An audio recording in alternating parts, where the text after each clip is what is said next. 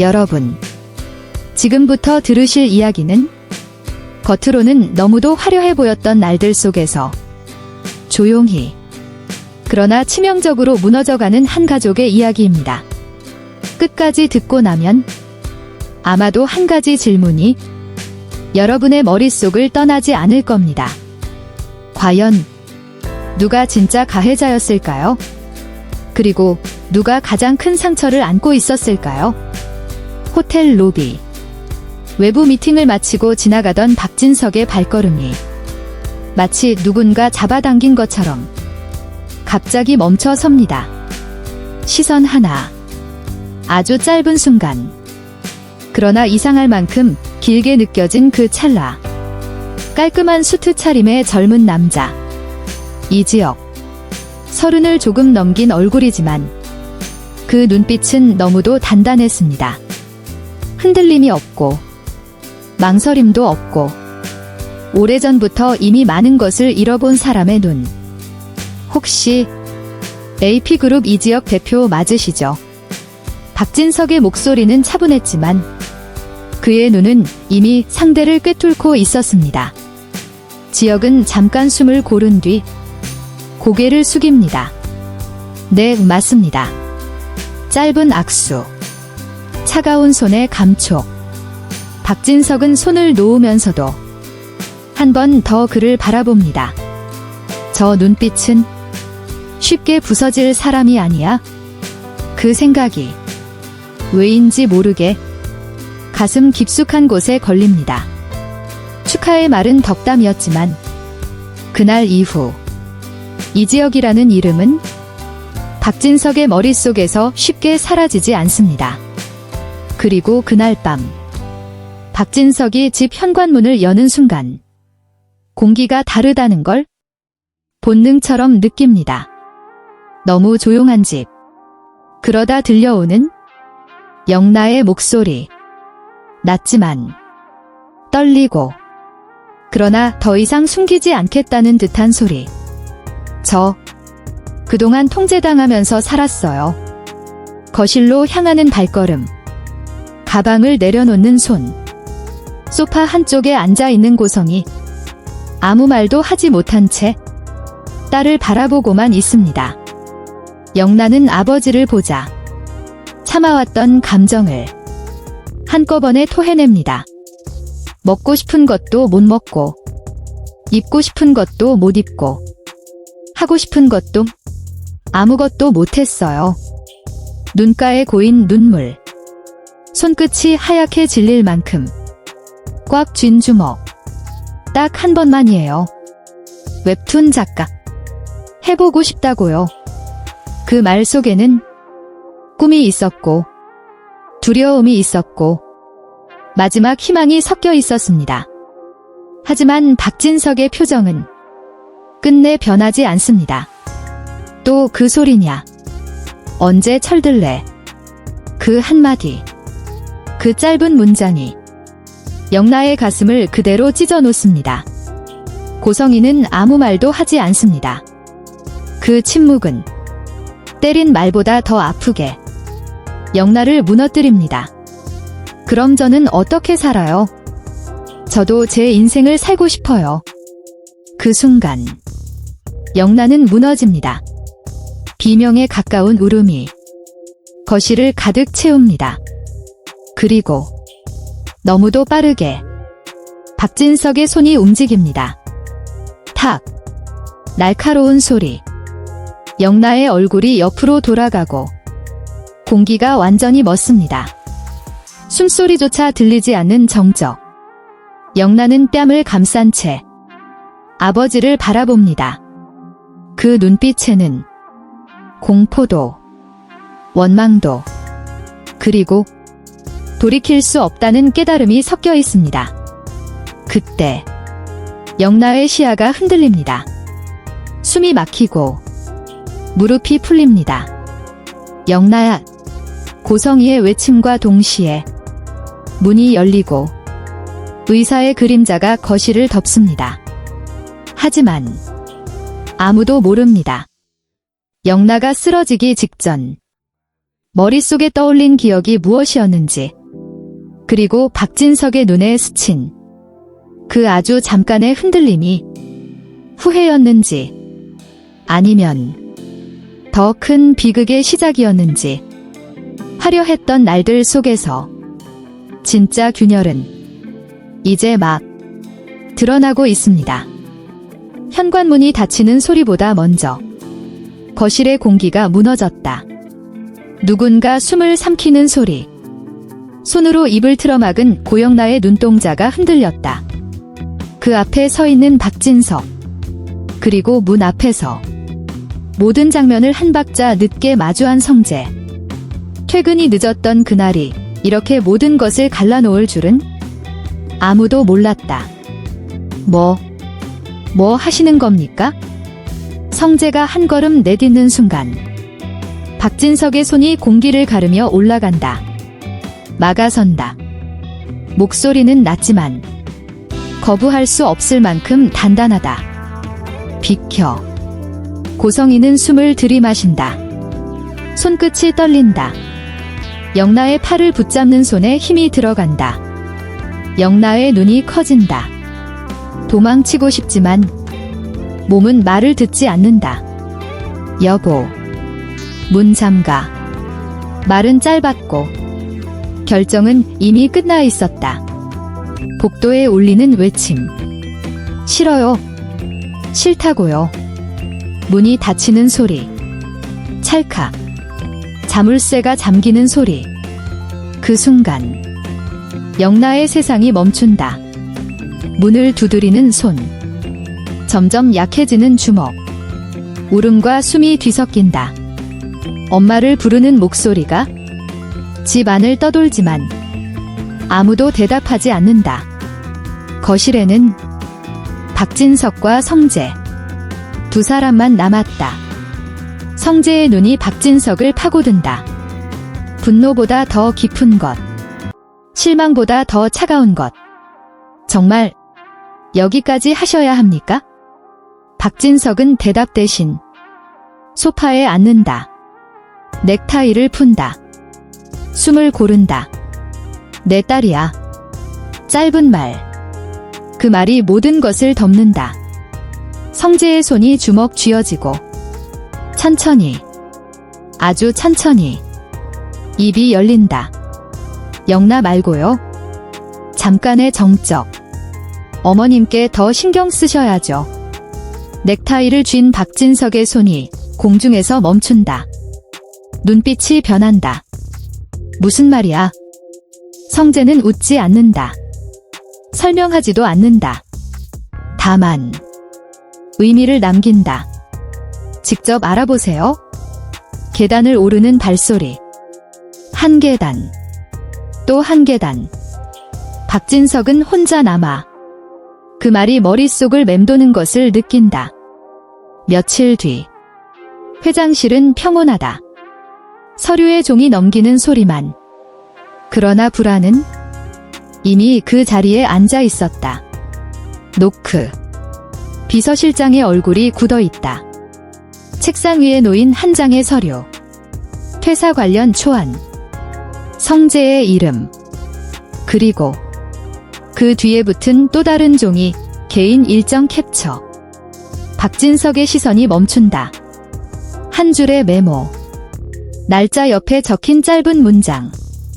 그 순간 가슴이 조여온다. 손끝이 차가워진다. 호흡이 어긋난다. 그 메모가 의미하는 것이 과거인지, 지금인지, 아니면 아직 오지 않은 비극인지 알 수 없다. 다만 확실한 건 이 집의 침묵은 아직 끝나지 않았다는 것. 그리고 진실은 항상 가장 평온한 얼굴로 다가온다는 사실이다. 박진석의 손이 서류 위에서 그대로 멈췄다. 종이 한 장. 그 얇은 종이가 이상하게도 손끝을 찌르는 것처럼 느껴졌다. 힘이 들어간 손등 위로 핏줄이 천천히 떠올랐다. 이수빈. 입술 사이로 흘러나온 이름은 거의 숨에 가까웠다. 그 순간 며칠 전 로비의 장면이 번개처럼 스쳤다. 유리 바닥 위로 반사되던 조명, 단정한 수트, 그리고 흔들림 없는 눈빛. AP그룹 지역 대표. 이 지역. 설마 그 지역이 같은 사람일까? 박진석의 시선이 천천히 비서실장을 향했다. 말을 고르지 않았다. 명령은 짧고 낮았다. 확인해. 이수빈 가족 관계. 비서실장은 고개를 깊이 숙였다. 문이 닫히는 소리가 유난히 크게 울렸다. 정적. 그 안에서 박진석은 다시 메모를 바라봤다. 마지막. 유독 그 단어만이 눈에 박혔다. 성재와 수빈은 정말 끝난 걸까? 의자에 깊게 몸을 기대며 창밖을 본다. 하늘은 맑았고 그 평온함이 오히려 불길했다. 얼마나 시간이 흘렀을까? 문이 다시 열렸다. 숨이 가쁜 비서실장이 서류를 내밀었다. 회장님, 확인됐습니다. 종이를 펼치는 순간 박진석의 표정이 아주 미세하게 굳었다. 이수빈, 이 지역의 친동생, 아버지 이상철, 어머니 윤혜진. 손에서 힘이 빠졌다. 숨을 깊게 들이마셨다. 그때 떠오른 얼굴. 예전 자신 앞에서 한치도 물러서지 않던 남자 이상철. 그리고 지금 그의 아들이 AP그룹을 쥔 채 자신의 바로 앞에 서 있었다. AP그룹이라. 혼잣말처럼 흘러나온 말. 괜찮은 정도가 아니었다. 너무 컸다. 너무 강했다. 이미 엎질러진 물이었다. 성재는 수빈과 헤어졌고 퇴사까지 마음먹은 상태였다. 그날 늦은 오후 노크 소리. 들어와. 성재가 들어왔다. 손에는 하얀 봉투 하나 책상 위에 조심스럽게 내려놓는다. 아버지, 저 회사를 그만두겠습니다. 흔들림 없는 목소리. 그게 더 아팠다. 박진석은 봉투를 들지 않았다. 그저 아들의 얼굴을 바라봤다. 이유는 차분한 목소리. 분노도 설명도 없었다. 그 순간 성재의 손이 미세하게 떨렸다. 입술이 열렸다. 하지만 갑자기 성재의 시야가 흔들렸다. 이마를 짚는 손. 짙어지는 숨. 성재야. 몸이 앞으로 쏠렸다. 둔탁한 소리. 의사 불러. 모든 것이 그 순간에서 멈췄다. 서류 위에 남은 봉투. 열리지 않은 진실. 그리고 아직 밝혀지지 않은 이 지역의 진짜 목적. 위험은 이미 그 집안에 들어와 있었다. 다음 이야기는 아무도 예상하지 못한 방향으로 흐르기 시작한다. 그날은 너무 조용했어요. 조용해서 오히려 불길했어요. 성재는 책상 앞에 서 있었고 박진석은 사표를 손에 쥔 채 아무 말도 하지 않았어요. 종이 끝이 손가락 사이에서 미세하게 떨렸고 그 떨림이 공기 속으로 번져 성재의 숨을 조여왔죠.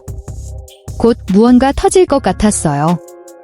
분노든 거절이든 아니면 완전히 다른 파국이든. 그런데 박진석은 사표를 접지도 찢지도 않고 툭 책상 위에 내려놓았어요. 성재야. 그만둬. 낮게 가라앉은 목소리. 너무 낮아서 오히려 귀를 찔렀어요. 성재의 눈이 커졌고 심장이 한 박자 늦게 뛰기 시작했죠. 화도 아니고 냉소도 아니었어요. 그건 결정이었어요. 이미 끝난 판단. 잠시 뒤 아무 일도 아니라는 듯 이어진 말. 여자친구 집으로 한번 데려와. 저녁 먹이게. 성재는 숨을 삼켰어요. 제대로 들은 게 맞는지 의심하며 고개를 숙였죠. 이미 헤어졌다는 말은 바닥으로 떨어져 굴러갔고 체념은 손끝에서 식어갔어요. 박진석의 눈빛은 단단했어요. 흔들리지 않았어요. 내가 진심이면 다시 잡아. 그 말은 명령 같기도 확신 같기도 했어요. 그날 이후 시간은 잠시 평온한 얼굴을 했어요. 모든 게 제자리로 돌아간 것처럼 보였죠. 하지만 성재는 알고 있었어요. 이 평온이 너무 얇다는 걸, 손바닥 위의 얼음처럼 언제든 금이 갈 수 있다는 걸. 밤이 오면 기억이 스며들었어요. 조각처럼. 이수빈의 웃음, 돌아서던 뒷모습, 말하지 못한 마지막 문장. 분명히 다 끝났다고 생각했는데 왜 심장은 아직도 그 이름에 반응하는 걸까요? 그리고 박진석은 움직였어요. 직접 만나지 않으면 다음 수를 둘 수 없다고 판단했죠. 조용한 다이닝룸. 프라이빗한 공간. 창밖의 불빛이 유리 위에서 흔들릴 때 문이 열리고 이지혁이 들어왔어요. 절제된 표정, 단정한 수트. 두 사람의 악수는 짧았지만 단단했어요. 침묵이 흘렀고 공기는 점점 무거워졌어요. 저는 성재와 어릴 때부터 친구입니다. 박진석의 눈썹이 미세하게 올라갔죠. 이지혁은 21번 고른 뒤 조용히 덧붙였어요. 그리고 이수빈의 오빠이기도 합니다. 그 순간 공기가 바뀌었어요. 말해지지 않은 진실들이 천천히 고개를 들었고 성재의 가슴 어딘가가 날카롭게 저려왔어요. 불안이 통증으로 변하는 데는 오래 걸리지 않았죠. 숨이 가빠지고 시야가 흐려졌어요. 갑작스러운 통증. 무너지는 몸, 누군가의 목소리. 의사의 얼굴이 겹쳐 보였어요. 그리고 모든 것은 설명 없이 끊겼어요. 아직 드러나지 않은 비밀은 그대로 남았고 위험은 여전히 아주 가까이에서 숨쉬고 있었어요. 그날 밤은 아직 아무 일도 일어나지 않았는데도 이미 모든 것이 무너질 것처럼 숨이 막히는 밤이었다. 지혁은 병실의 창가에 서 있었다. 불이 꺼진 복도를 바라보며 손끝으로 커튼을 쥐었다 놓았다. 심장이 규칙적으로 뛰고 있음에도 호흡은 자꾸만 짧아졌다. 곧 무언가가 터질 것 같다는 예감. 아직 오지 않은 재앙이 이미 공기 속에 섞여 있는 느낌이었다. 수빈은 침대 위에서 조용히 잠들어 있었다. 긴 속눈썹이 미세하게 떨릴 때마다 지혁의 시선은 거기서 벗어나지 못했다. 평온해 보이는 얼굴. 하지만 그 평온은 유리 위에 얹힌 안개처럼 조금만 손대면 사라질 것 같았다. 의사는 잔정이 필요합니다라는 말을 남기고 조용히 문을 닫았다. 그 문이 닫히는 소리마저 지혁의 가슴을 눌렀다. 이 짧은 평화가 얼마나 갈 수 있을까? 그 생각을 하는 순간 머릿속 어딘가에서 잊고 있던 장면 하나가 천천히 고개를 들었다. 나무 테이블, 잔에 담긴 물, 그리고 박진석의 눈빛. 그는 그날 아무 말도 하지 않은 채 지혁을 바라보고 있었다. 눈을 마주친 순간 지혁은 느꼈다.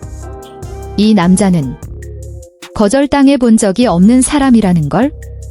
그래서 더더욱 침묵이 날카로웠다.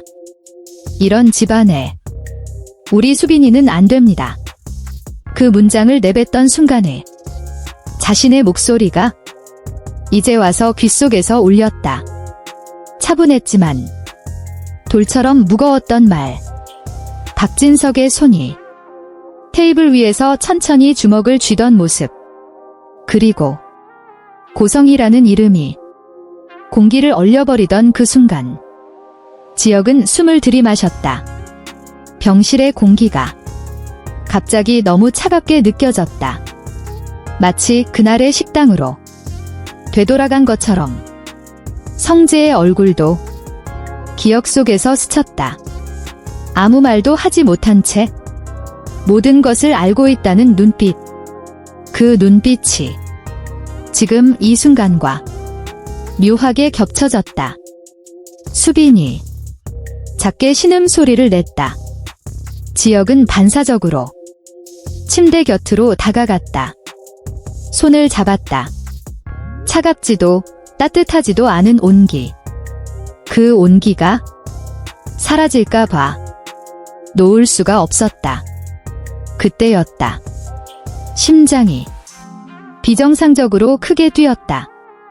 시야가 순간적으로 흐려졌다. 귀 안쪽에서 날카로운 소리가 울렸다. 환자 보호자분. 문이 급하게 열리고 의사의 목소리가 겹쳤다. 지혁은 무언가에 세게 맞은 것처럼 무릎이 풀렸다. 손에서 수빈의 손이 미끄러져 내려갔다. 의식이 멀어지기 직전 지혁의 머릿속에는 단 하나의 생각만 남아 있었다. 아직 말하지 않은 진실이 있다. 그리고 그 진실은 이제 막 깨어나려 하고 있었다. 그날 밤 박진석은 아무 이유 없이 숨이 막혔겠다. 어둠 속에서 천천히 눈을 뜨는 순간 심장이 먼저 반응했다. 쿵, 쿵. 마치 곧 무언가가 무너질 걸 미리 아는 것처럼. 창밖의 도시 불빛은 여전히 화려했지만 그의 가슴속은 이상하리만큼 서늘했다. 그는 아직 알지 못했다. 이 밤이 평온이라는 가면을 쓴 마지막 밤이라는 것을. 며칠 동안 모든 것은 겉보기에 조용했다. 회의는 차분히 진행됐고 집안은 질서정연했으며 고성희의 미소도 늘 그 자리에 있었다. 그러나 박진석은 자꾸만 작은 소리에 놀라고 누군가의 시선이 스치기만 해도 어깨가 굳어졌다. 아무도 모르게 그의 손끝은 늘 미세하게 떨렸다. 지혁의 얼굴이 자꾸 떠올랐기 때문이다. 그 정중한 말투, 잠깐 멈췄던 숨, 그리고 단단하게 닫혀있던 그 눈빛. 마치 오래전부터 모든 걸 알고 있었던 사람처럼. 기억은 갑자기 돌아오지 않았다. 조각처럼, 흩어진 파편처럼. 어느 날은 고성희가 잔을 내려놓던 손목의 흉터가 눈에 들어왔고, 어느 날은 오래된 사진 속에서 누군가의 얼굴이 애매하게 잘려 있었다. 박진석은 그 이유를 묻지 않았다. 묻지 않음으로써 아직은 안전하다고 스스로를 속이고 싶었기 때문이다. 하지만 밤이 깊어질수록 침묵은 점점 무거워졌다. 숨을 쉴 때마다 가슴 안쪽이 조여왔다. 그리고 어느 순간 균열은 갑자기 터졌다. 회의실에서 박진석은 지혁과 다시 마주 앉아 있었다. 말은 오가지 않았지만 공기는 비정상적으로 팽팽했다. 지혁의 눈동자가 미세하게 흔들리는 걸 그는 놓치지 않았다. 그 순간 머릿속에서 무언가가 찢어지듯 스쳐갔다. 비명, 차가운 바다, 피 냄새. 박진석은 손으로 관자놀이를 눌렀다. 숨이 가빠지고 시야가 흔들렸다. 회장님. 누군가 부르는 소리가 멀어졌다. 그때였다. 극심한 통증이 가슴을 꿰뚫었다. 몸이 앞으로 쏠리며 의자가 넘어졌다. 바닥에 차가움이 등을 덮치는 순간 흰 가운이 시야를 가로질렀다. 의사의 목소리는 급했고 누군가는 그의 이름을 불렀다. 그러나 박진석의 의식은 이미 멀어지고 있었다. 마지막으로 떠오른 건 고성희의 눈빛이었다. 너무도 차분해서. 그래서 더 무서운. 눈을 떴을 때 병실은 고요했다. 기계음만이 일정한 리듬으로 울렸다. 그러나 평온은 오래가지 않았다. 커튼 너머에서 들려온 낮은 대화. 이제 곧 들키겠지? 누구의 목소리였는지 그는 끝내 확인하지 못했다. 박진석은 천장을 바라본 채 눈을 깜빡이지 않았다. 아직 아무것도 확실하지 않았다.